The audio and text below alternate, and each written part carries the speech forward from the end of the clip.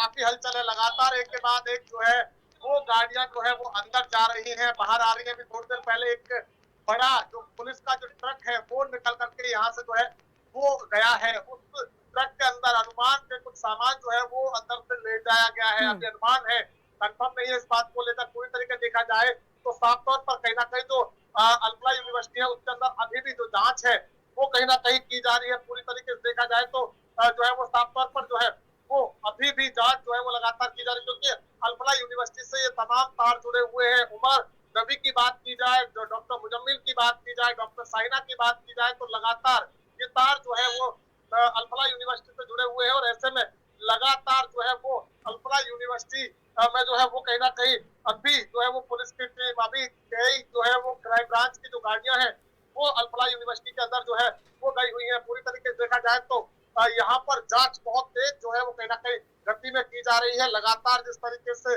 दिल्ली में जो car blast हुआ उसके बाद से लगातार जो जांच है वो और ज्यादा तेज हो चुकी है। और पूरी तरीके से बताया जाए तो कहीं ना कहीं जो है वो लगातार जो अभी जो जानकारी जो आ रही है वो कहना ये भी है कि फरीदाबाद पहुंची एनआईए की टीम। फरीदाबाद के सेक्टर 30 में एनआईए की टीम क्राइम ब्रांच के साथ जो है वो वहां पर पूछताछ कर रही है। साफ तौर पर देखिए एक और गाड़ी जो है वो एसीपी की गाड़ी जो है वो यहाँ हम्म। पर आई है।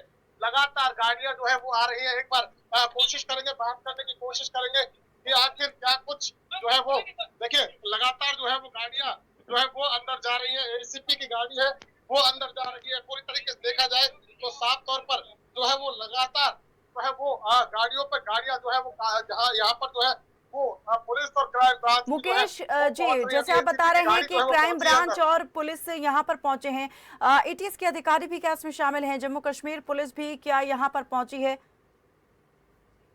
देखिए अभी तक जम्मू कश्मीर पुलिस पहुंची है या फिर एनआई की जो टीम है वो कहीं ना कहीं फरीदाबाद सेक्टर 30 पहुंची है। परंतु यहाँ की अगर बात की जाए तो दिल्ली पुलिस और जम्मू कश्मीर पुलिस को लेकर अभी कोई ताजा जानकारी नहीं, क्योंकि कल तो यहाँ पर जम्मू कश्मीर पुलिस के जो है वो कहीं ना कहीं जवान यहाँ पर पहुंचे थे और एसटीएफ की जो टीम थी वो यहाँ पर पहुंची थी। पूरी तरीके से देखा जाए तो लगातार जो गाड़ियां हैं वो लगातार एक के बाद एक अंदर जा रही है और बाहर आ रही है। पूरी तरीके से देखा जाए तो लगातार जो जांच है वो कहीं ना कहीं की जा रही है, क्योंकि जो सारे तार हैं वो फरीदाबाद से जुड़े हुए हैं। और पूरी तरीके से बता दें फरीदाबाद के अल्पना यूनिवर्सिटी से ये तार है, तो ऐसे में जाहिर सी बात है कि फरीदाबाद के ध्वज के अंदर जो अल्पना यूनिवर्सिटी है यही एक तरीके से जो है वो कहीं ना कहीं गढ़ बना हुआ है इन आतंकियों का। जो लोग इतनी भारी मात्रा में यहाँ पर विस्फोटक जमा करे हुए बैठे थे, क्या इसका मंसूबा था, क्या क्या ये करना चाहते थे, कौन कौन से शहर जो है वो इनकी चपेट में थे, तो अभी ये इसकी जांच की जा रही है। परंतु बात की जाए तो भारी मात्रा में जो है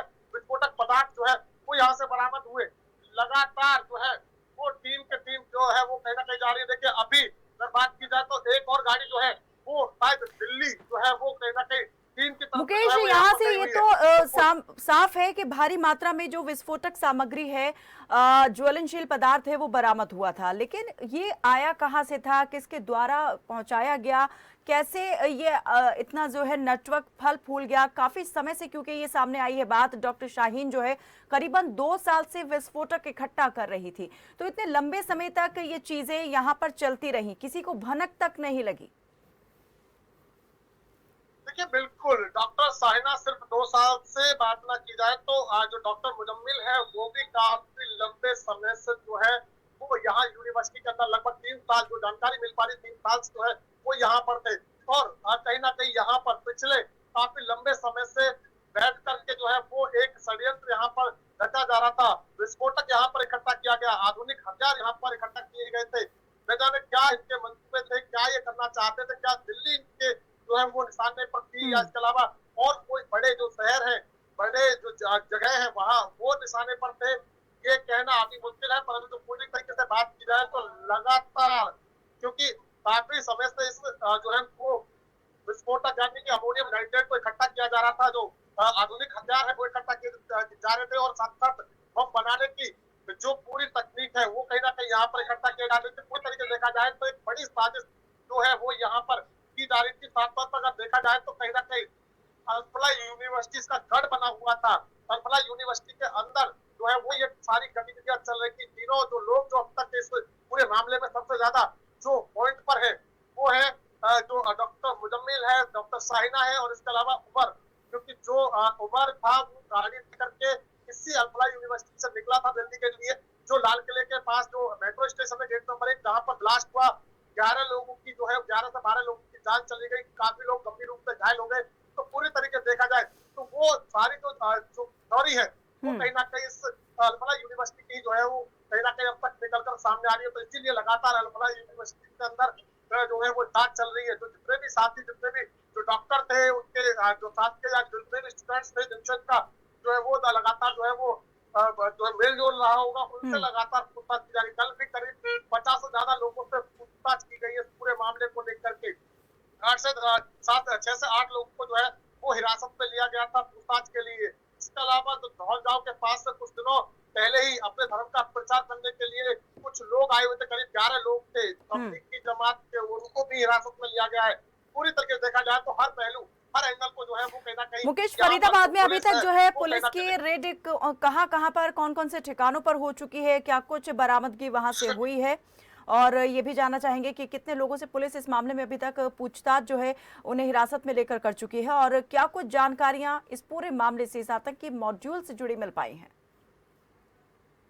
देखिए, सबसे पहले आपको बता दें कि अब तक जो है वो फरीदाबाद पुलिस जो है वो रविवार और सोमवार को और जो है वो मंगलवार को, यानी कि 3 दिनों के अंदर 3 जगह पर छापेमारी की है। 2 जगह पर भारी मात्रा में विस्फोट जो है वो सामग्री प्राप्त हुई है। जहां पर अगर बात की जाए तो भौज गांव में, जो कि सबसे पहला रविवार को जहां पर निशानदेही जो है डॉक्टर मुजम्मिल की कराई गई थी, वहां पर 350 यानी कि 360 किलोग्राम अमोनियम नाइट्रेट मिला, आधुनिक हथियार मिले, टाइमर मिले, बैटरियां मिली, वॉकी टॉकी मिले, बम बनाने का जो है वो पूरा साजो सामान मिला। इसके अलावा बात की जाए तो उसके बाद पता चला कि धौज गांव से जो है वो करीब 4 किलोमीटर फतेहपुर लगा गांव है, वहां पर एक मकान किराए पर लिया हुआ है।